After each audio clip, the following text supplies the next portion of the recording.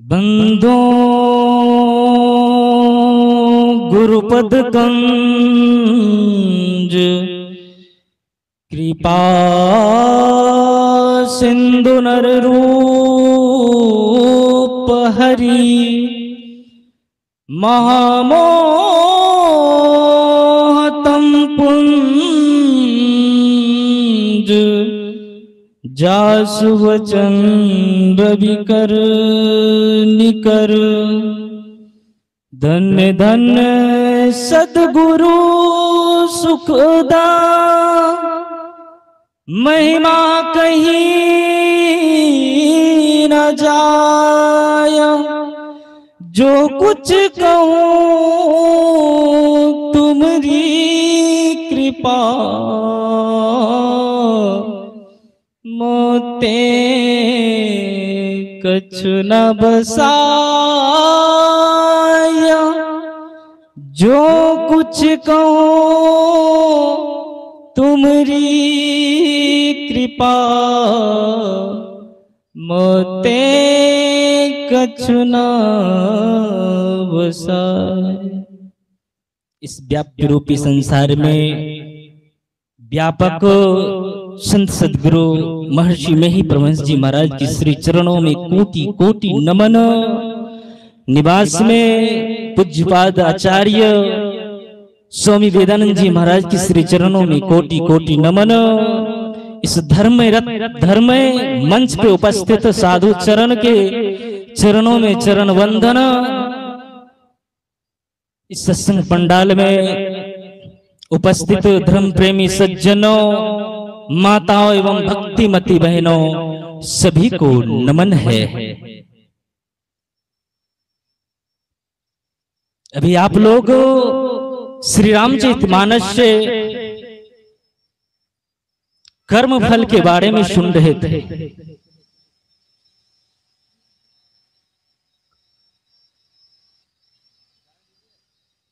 श्री सद्गुरु महाराज की जय। बहुत यात्राओं के बाद, बहुत कष्टों के बाद, बहुत तकलीफों के बाद, बहुत यातनाओं को सहने के बाद ये मानव रूपी फूल खिला है। ये मानव रूपी फूल नष्ट होने से पहले, ये मानव रूपी फूल मुरझाने से पहले अगर परमात्मा से बात हो गई तो ठीक है, नहीं तो कर्म बंधन किसी को नहीं छोड़ा है, 84 के चक्कर में लाके पटक देगा। कर्म शर्त है, अपने कर्तव्यों का निर्वाह करना ही कर्म मार्ग पर चलना है। कर्म मार्ग पर चलने वाले साधक एक मर्यादा और चरित्र का निर्माण करता है। ऐसे गुणों का विकास साधक के अंदर एक आत्मीयता और संतोष का भाव जगाता है। एक ईश्वर पर अटल विश्वास करने का संतोष जगाता है। जहां मन पूर्ण रूप से स्थिर हो जाता है, किसी भी कर्म को करने से कर्म बंधन में नहीं फंसता है, ऐसे निस्वार्थ भाव से कर्म करने पर साधक उस ईश्वर की अनुभूति कर पाता है। कहा गया है कि जैसा कर्म करेगा तैसा फल देगा भगवान। लेकिन हमारे देश के, हमारे वैदिक सनातन संस्कृति के ऋषियों ने, साधकों ने, मुनियों ने एक सॉल्यूशन निकाला। उन्होंने एक प्रक्रिया निकाला, उस कर्म बंधन से भी मुक्त हुआ जाता है।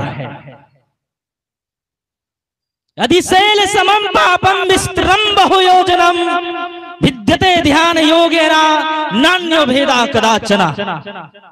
ध्यान के माध्यम से आप कर्म बंधन से भी मुक्त हो सकते हैं, लेकिन ध्यान की प्रक्रिया, ध्यान के राज्य, ध्यान के रहस्य जानना पड़ेगा, तभी उस परमात्मा को प्राप्त कर आप कर्म बंधन से मुक्त हो सकते हैं।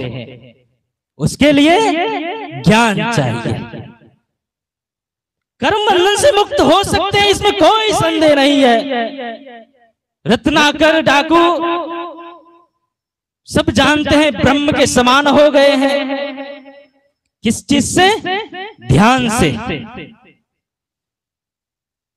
जिस प्रकार गोताखोर लोग समुद्र के तली में जाकर मोतियों एकत्र करते हैं, कई बार गोता लगाने के बाद, बहुत परिश्रम के बाद उसे मोतियां मिलती है। उस मोती को प्राप्त कर गोताखोर लोग बेहद प्रसन्न होते हैं।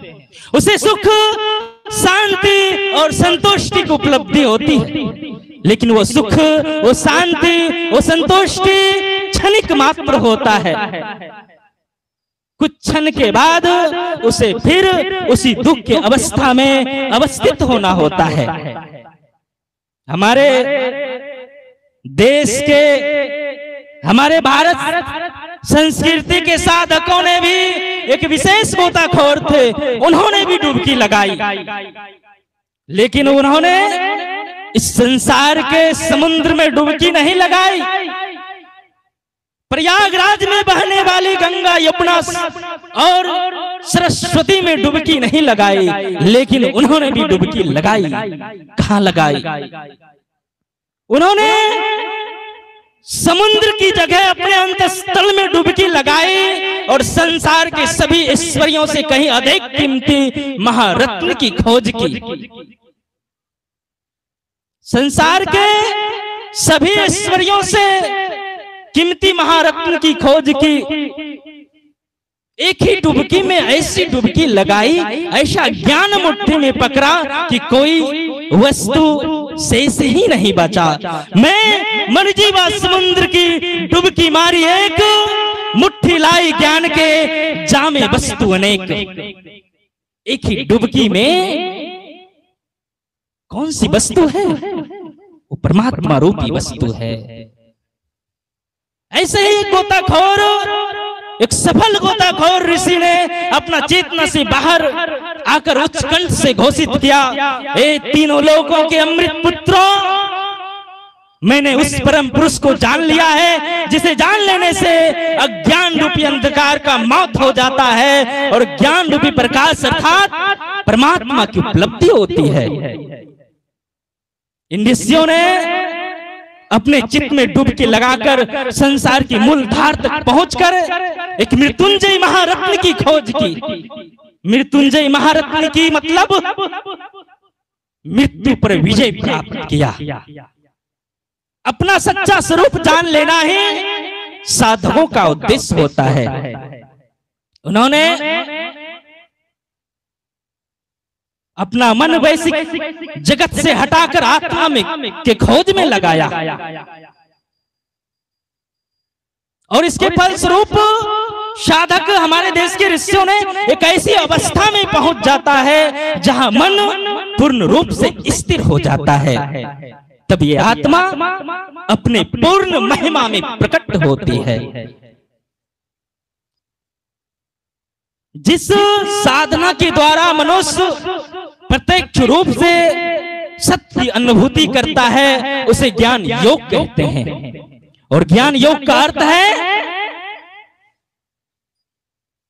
आत्म बोध के लिए मन को एकाग्र करना। इस एकाग्रता के फलस्वरूप साधक अपनी अविद्या की गांठ को काटकर निज तथा परब्रह्म की अभिन्नता का बोध करता है। निज तथा परब्रह्म की अभिन्नता का बोध करता है। आत्मा और ब्रह्म की एकता ही उपनिषद के मुख्य विषय वस्तु है। श्रुति कहती है स्वयं को जानो क्यों जानो? क्योंकि श्रुति कहती है जीवात्मा परमात्मा एक ही जगह है, एक ही चीज है। खुद को जानने से ही साधक उस परमात्मा को उपलब्ध कर सकता है। इसके लिए ज्ञान चाहिए। और ज्ञान कहाँ मिलेगा? उस कर्म बंधन से छूटने का तरीका, राज्य और रहस्य कहाँ मिलेगा? संतों के पास। जैसे ही आप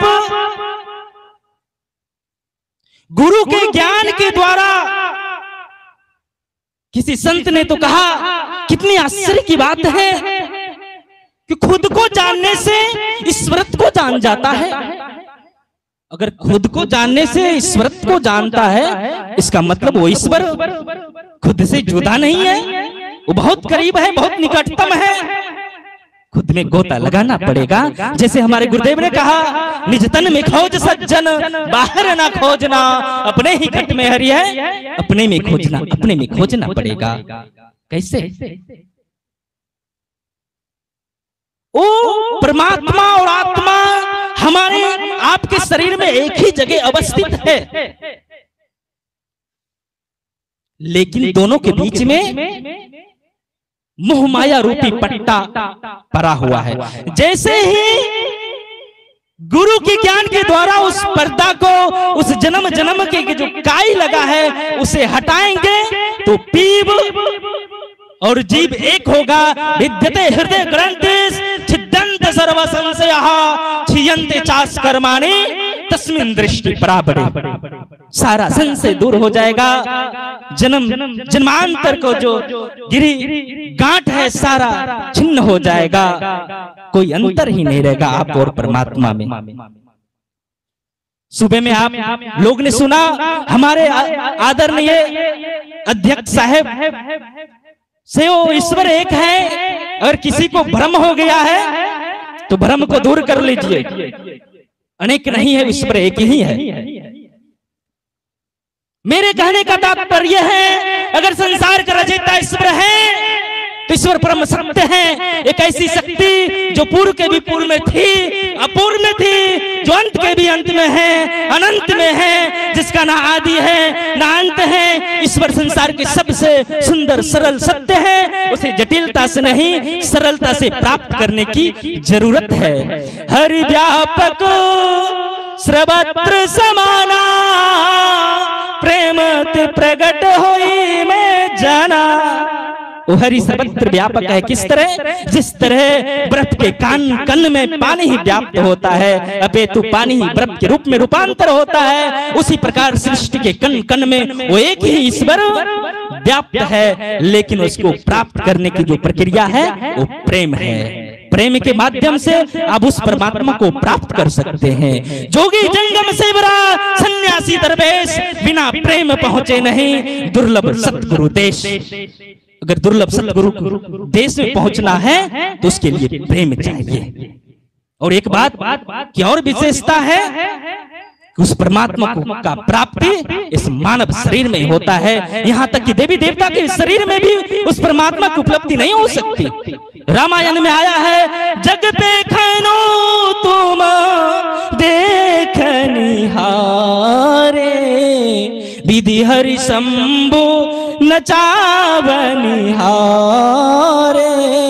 वो परमात्मा कितना पावरफुल है। कहते ब्रह्मा विष्णु महेश को भी नचाते हैं, तो कौन जानने वाले हैं? देव न जान नहीं मरम तुम्हारा, आयु तुम्हें को जाननिहारा। उस परमात्मा को ब्रह्मा विष्णु महेश भी नहीं जान सकते, तो कौन जान सकते हैं? तो कहते हैं, सोई जान ही जही देहु जनाई, जानत तुम्हें होई जाई। अगर परमात्मा को जानना चाहते हैं तो तभी जान सकते हैं जब परमात्मा आपको जना देंगे। तब कोई अंतर ही आप और उस परमात्मा में नहीं रहेगा। उसके लिए संतों का ज्ञान चाहिए। कर्म बंधन से छूटने के लिए संतों का ज्ञान चाहिए। बिना ज्ञान का आप उस राज रहस्य के उस परमात्मा को उपलब्ध करने की जो प्रक्रिया है नहीं जान सकते हैं, उसके लिए संतों की शरण जाना पड़ेगा।